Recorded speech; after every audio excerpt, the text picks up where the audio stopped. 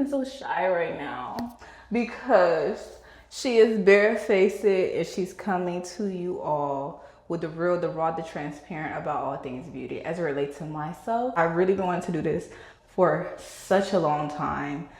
Just doing a sit down makeup tutorial and really get into all things beauty. The people who is highly concentrated and focused on our self-image and things of that nature.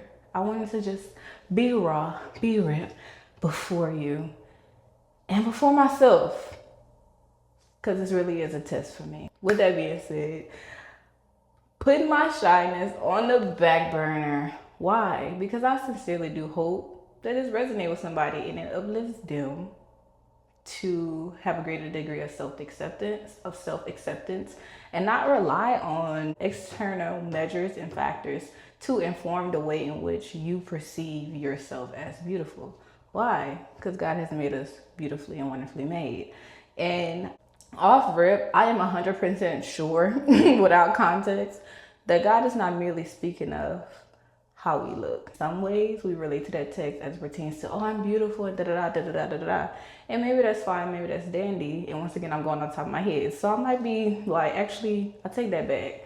But with that being said, I know it's a cliche. Beauty is within and it comes without, right? In so many words. However, it's merely words until it actually belongs to you and until it actually resonates with you. And I do think that is a journey. So let's start off with foundation. I am in a cult, the Estee Lauder cult. I just recorded a 42-minute makeup tutorial with deep reflection, questions, considerations, timeline, timestamps, historical, cultural, social facts, and the footage is trash.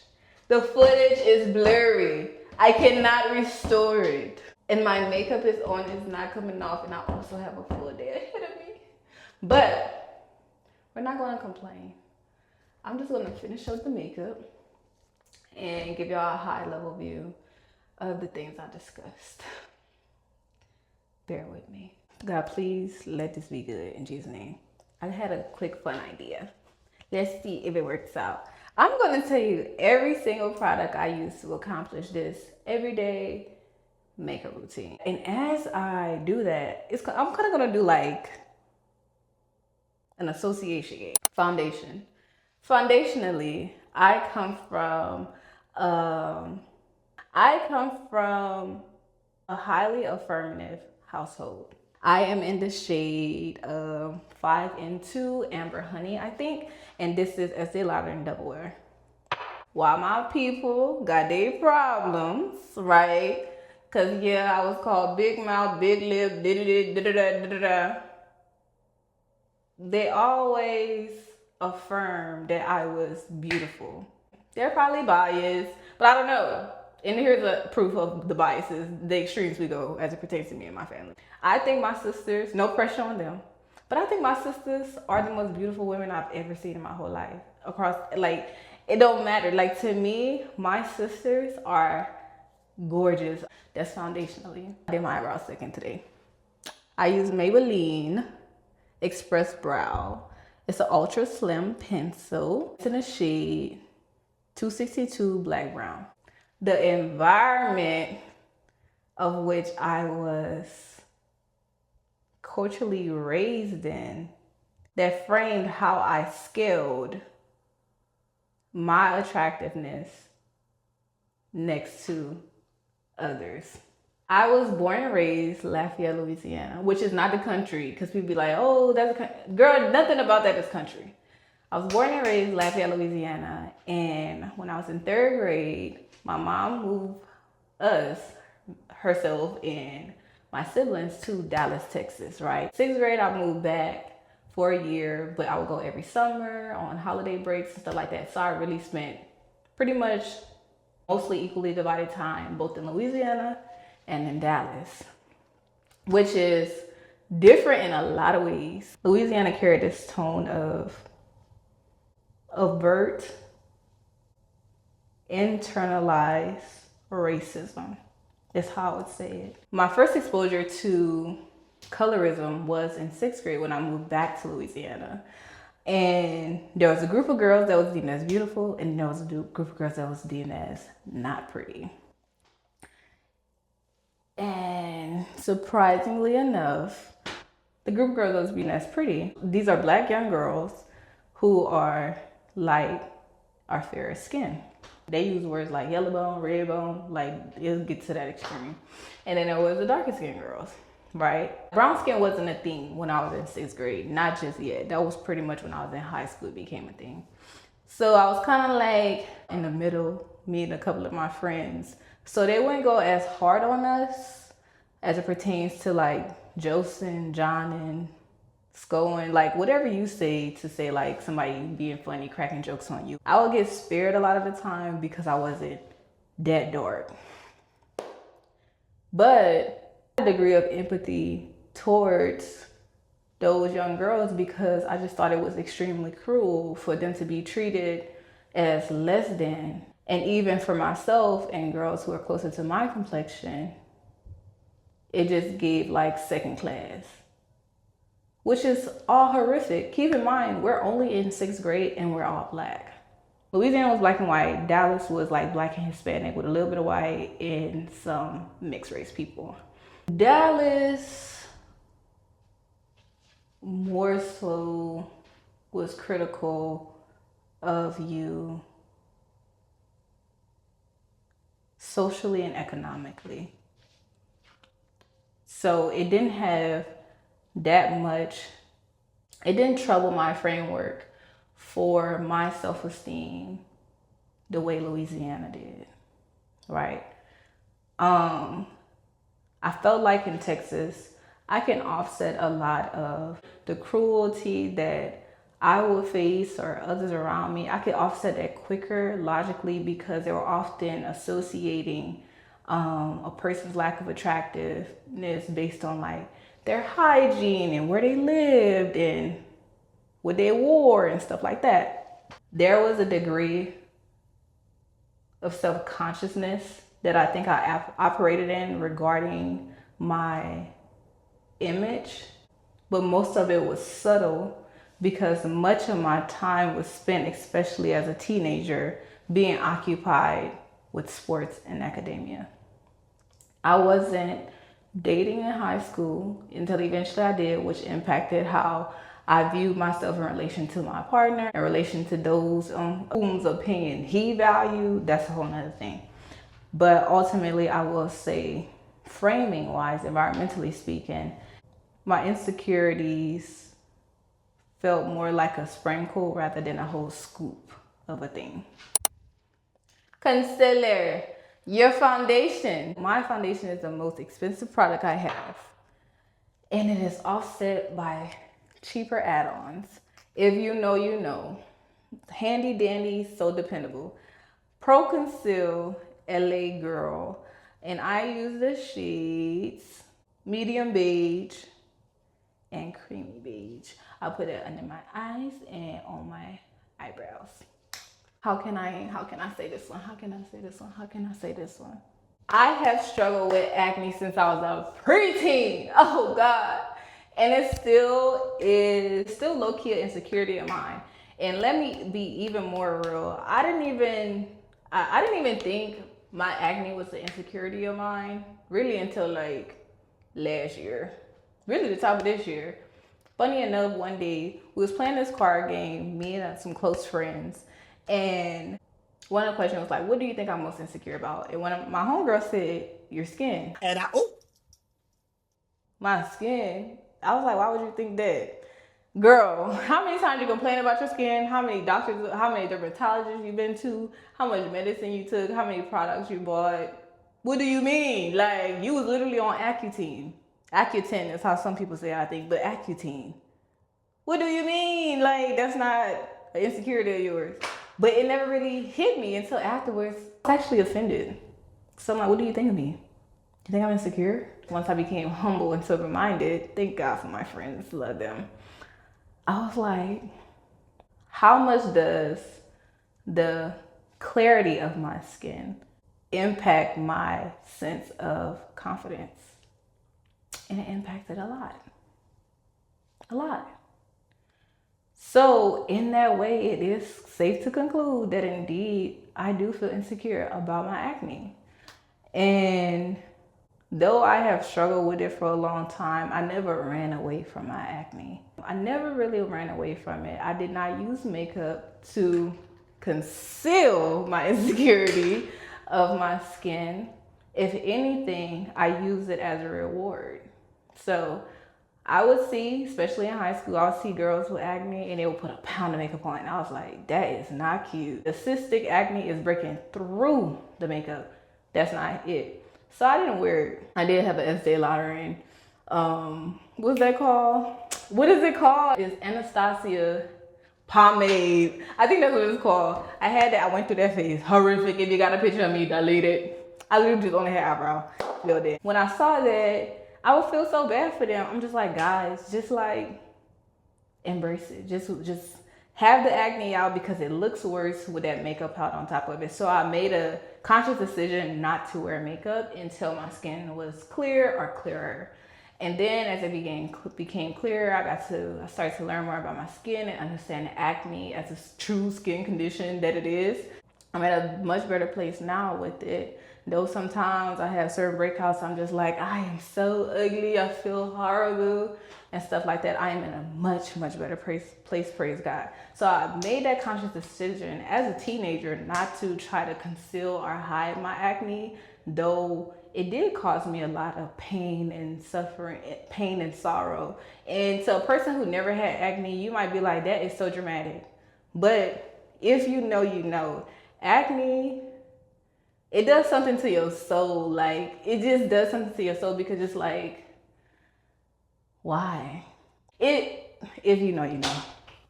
So never use it to conceal, but always use it as a reward. So it's just like, okay, my skin getting clear, makeup today. Even to this day, if my skin going crazy, no makeup. It just is what it is. That's concealer. Bronzer. This is another one of, guys, I'm nervous. Is it blurry? This is a must-have. Now this one is a little bit more expensive too. But remember, you gotta offset it. For every one expensive thing, get two cheap things, okay? So Fenty Beauty. Cocoa Naughty is the shade I get it in. I love her so bad. Must have. You know, you put it all around here. That's it. Oh, makeup tip. Learn your face. I didn't learn makeup by watching other people do makeup. I got tips about what products to use, how to use it to get its best wear out of it, but trying to do my makeup exactly like somebody else, it never gave that. Why? Because you have to learn your face. You have to learn your facial structure, understand your features, what it looks like for you to put concealer just right here versus all the way right here. Like, you have to figure that out. What eyebrow shape works best for you. Like, learn how to do makeup is the thing we ought to romanticize. It's just like you're falling more and more in love with your features because you know how to relate to them well and bring the best out of them through makeup and good lighting. This is the other bronzer I use, guys. Juvia's Girl, I've been saying Juvia's Palace. It's Juvia's Place. It just gives royalty and kingdoms and Egyptians, this and that. That's what it gives. So I thought that's why I said palace this whole time. Anyway, I use the dark shade. It look a little crunch right now, so I'm gonna just show y'all a little bit. The darkness is not always bad. Hear me, hear me, hear me, hear me, hear me. Darkness brings forward the light sometimes. So, you know, your foundation, you gotta match it to your complexion. But your bronzer and stuff like that, you get a shade or two, depending on how you like your makeup, a shade or two darker than your complexion. And it gives a contour. I use my bronzer as a contour too, because I don't use like contour, because I'm like, that's bronzer. Anyway, and I am going for a lighter look, so a contour stick or things of that nature, it just will feel just too deep, too much for the everyday look I'm going for. Being more honest with myself about the things that makes me feel most insecure and least confident has freed me up to embrace the things that I enjoy and take pleasure in the most about myself. So, for instance, my favorite feature is my eyes, right? Hot, you see it. My favorite feature is my eyes. But there is other features like my nose that I may not enjoy as much. I love my nose. I love my nose. I love my nose. But there's actually a point where I wanted a nose job. I can't believe I made me do that. Anyway, I love my nose. But I love my nose mostly in the mirror.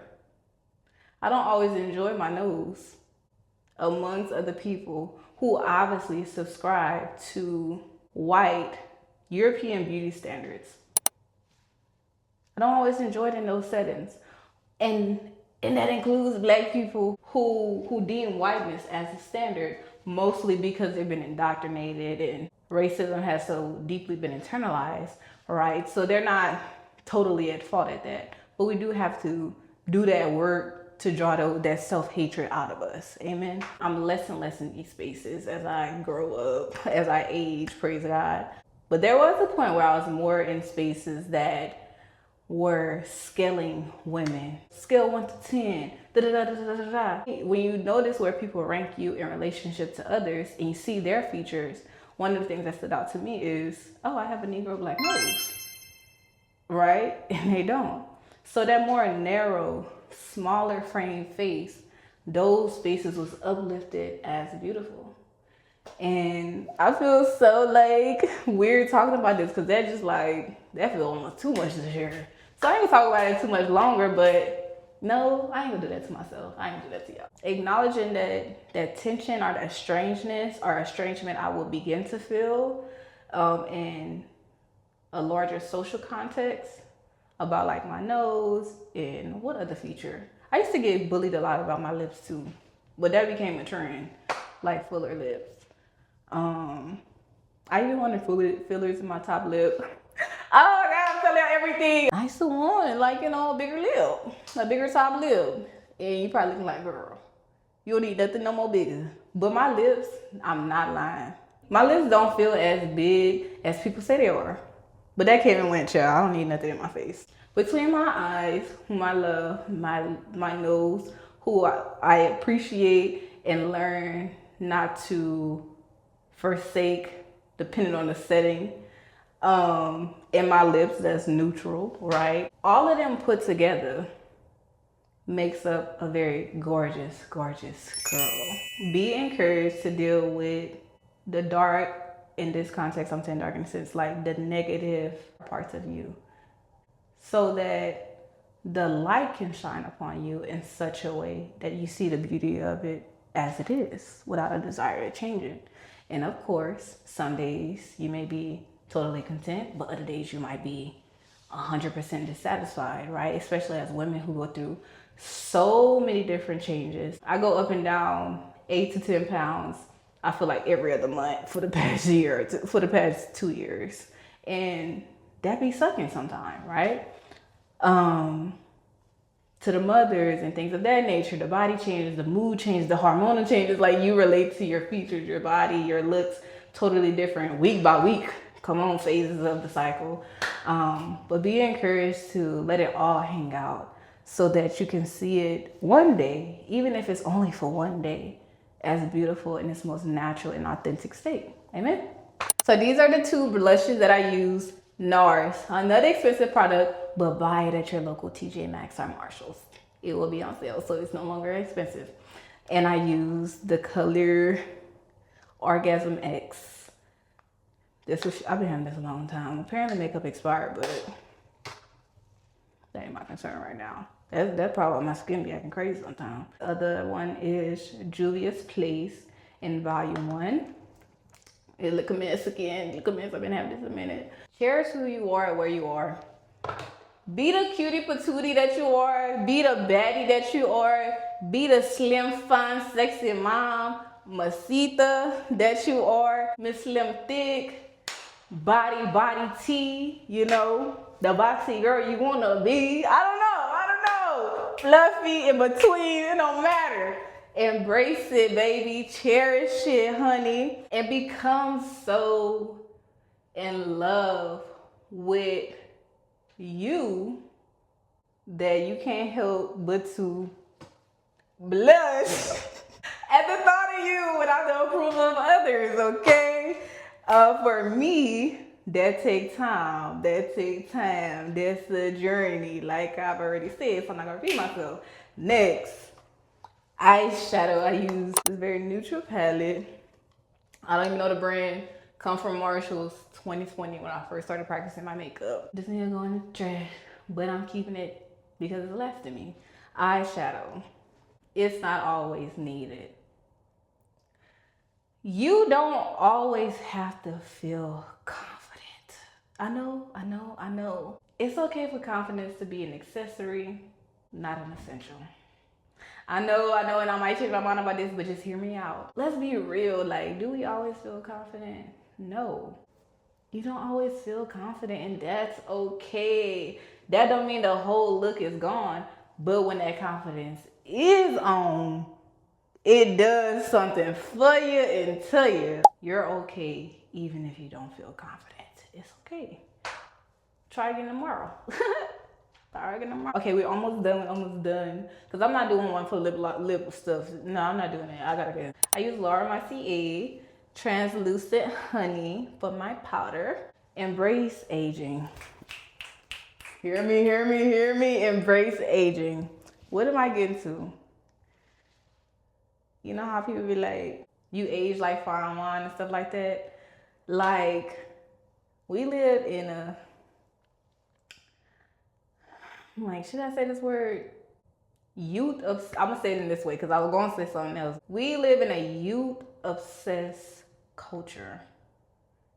You gotta stay young, you gotta stay fresh, you gotta stay. Hold on.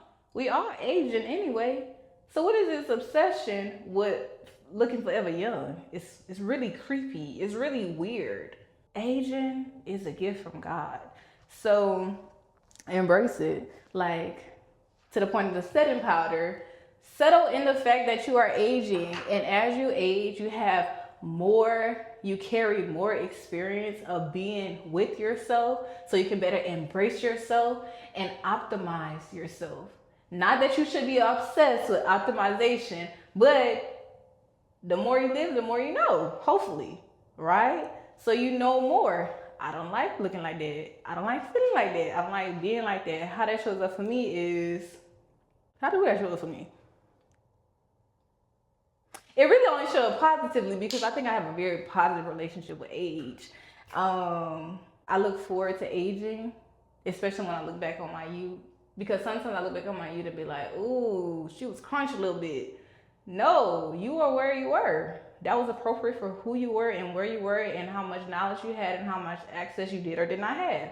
Now, as you grow beyond it, settle in the fact that it's not about a skill in the first place. Come on, somebody. It's about being right before God. You didn't even know the gospel was coming to you, huh? Come on, because what good is it to gain the world and lose your soul? And that includes being appealing, attractive, and desirable in this world. You didn't even know the gospel. I didn't know the gospel was coming. Like, that's, settle in the truth and put to the side the lies. Amen. Y'all feeling me or no? Last but not least, because she got to get. One size is a must-have, another expensive one. Remember, one expensive, two affordable. This is a setting spray. Seal the deal. If you ugly on the inside, you gonna be ugly on the outside. So let's not just work on what it means for you to be the hottest, sexiest gal on the street. Do know that character must be built up, especially as you age. You can't be grown, whatever grown means to you. You can't be grown and still got a bad attitude. Not cute. Don't be a pretty liar. It's like, she's so pretty, but all she do is lie. Don't be that, boo. What's something I used to deal with? Pride. Tia. Don't be so prideful that can't nobody tell you nothing. That's not cute. Don't be so prideful that you can't admit when you're wrong. That's not cute. Ooh. Don't be so prideful that you can't apologize. That's not cute. Oh, that's kind of like the same thing. But no, because some people can admit that they're wrong, but they will not apologize, okay? Don't be so prideful that you actually rob yourself from the opportunity to be exalted for the glory of God because you refuse to be humble. That's not cute. And that is the conclusion of this. This is the face. And here is my final look. That was interesting and kind of fun. Didn't go as planned, but that's why your joy can be depending on what's going on. Make fun of whatever it is going on, pretty much. Yeah. What do I got on? Let me show you. This top is from Skims. I waited months for this top to go on sale because I'm not paying Kim K that much money. Give it to me on sale. It took a minute though, I ain't gonna lie. We got it on sale and I love it. It's so cute. I like red on me. The question for me is never what is Tia wearing on any given day. It is which green pants is she wearing on any given day. I got like 4 pairs of green pants on rotation. Orientation. Everlane bare jeans, so comfortable, so cute. This was on sale because Everlane is a pretty penny, but the clothes is really good. Which ones? I gotta go to work, so I think I'm gonna put the New Balances on. I know. Our cute ballerinas. I'm gonna wear the New Balances because she's a working girl. I gotta go. Gotta be on run.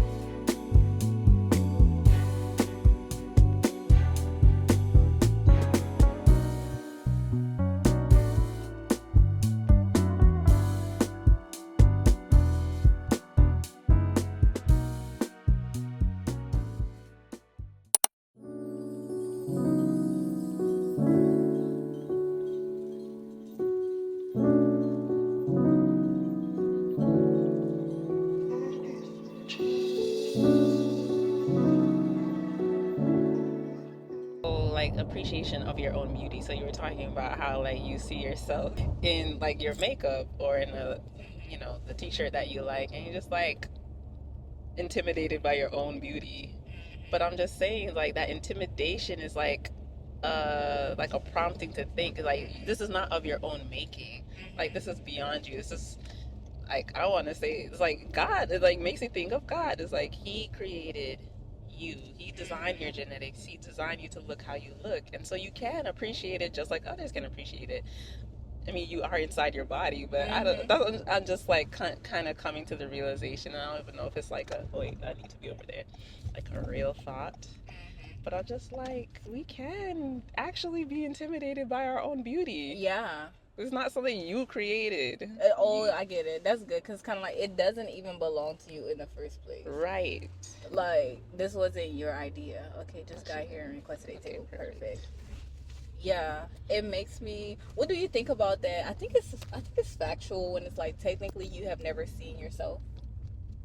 When you've never seen yourself. You've never seen yourself. Like because you are yourself, you haven't seen yourself. You've only seen a reflection of yourself. And it's that's like, so trippy, I know. It is, but it's just like I think those moments where you're like in awe of like how well you look, right? I think those are the closest experiences we will have with like seeing ourselves, quote unquote. right? Because I think in those moments there's a part of you that feels a bit detached from yourself. Mm-hmm. It's like, whoa, like who am I looking at really? Yeah. And this conversation might sound so strange, but It's kind of this is the strange, first but I time feel we like ever, a like, lot of people probably like we get these kind of glimpses of you. It's like that sense that you say that you feel sometimes, and I also feel it's like you catch yourself in the mirror and you're like, I'm a person. like I'm a real person. Like I am me. Mm-hmm. Like, sorry to cut you off, brother, but yeah, it kind of feels like that kind of thing. So inside body, outside of body. It's just like all just kind of weird and trippy. Yeah. But, yeah. And going back to what we first was at, like discussing, which is like that strangeness of even acknowledging the ways in which we feel prettier with makeup on. Mm-hmm.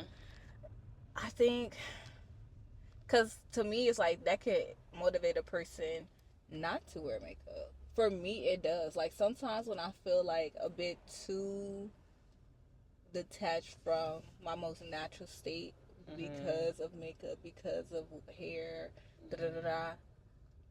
I do feel a need to guard myself from being too dependent on those things. So therefore, I will strip it all away. You know? Yeah. I saw this like on the way to work the other day. Like this lady was like powdering her face and rolling at the same time. It's like I know it's a common thing to do, but I'm like, the fact that you think this is that important that this is not safe driving. This is what I'm saying. It's that important that you get your makeup on. It's like it's kind of concerning to me. It is. So I'm like, okay, you can. Like, we can be okay. But I get it, though, because it makes a difference. Your attractiveness does impact you socially. It does. It just simply does. Like, being more attractive is profitable. And I'm like, what does it mean to leverage that? Like, exactly. Is that dishonorable? Is that lacking integrity? Because it's like, I notice different treatment when I look certain ways, but I'm not going into looking that way to get that treatment. But I do feel like there are instances where women are aware of these things, and it's like, I know. So I definitely can't say I have been that person that leveraged my beauty in that way, but I think a part of that was manipulative. You're right, that's what I'm saying. Yeah, it was manipulative. It was carnal and fleshly minded in those seasons. Yeah. And now, with the Lord as my God, in a way of like Him directing me and honoring His lordship over my body and how I show up and stuff like that, I'm like more mindful of it. Absolutely. Red pepper jelly. What's your announcement before I leave? Tia wants to share news that's not hers to share. And I didn't even say Okay, I said yes to my house, so I'm gonna move forward towards closing.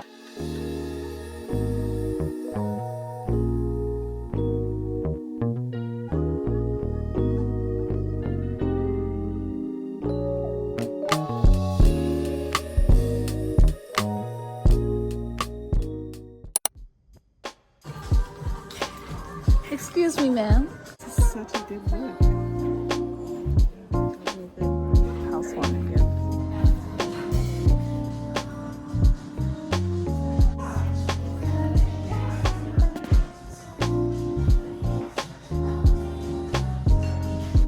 Anything for Selena.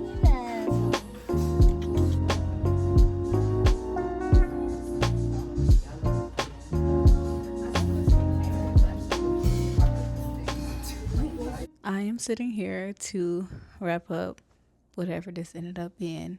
I do hope you enjoyed today's video. If you felt this consistency of abruptness, you are right. Thursday, when I recorded, I had an amazing day. Ended up going to work at the studio, and I was so exhausted after work that I didn't have it in me to film anything further. Then on Saturday, when I recorded again, I had a good time at brunch with my girls. However, I did get sick. I'm a really sensitive babe. And I think I'm PMSing, so it like hypens my sensitivities.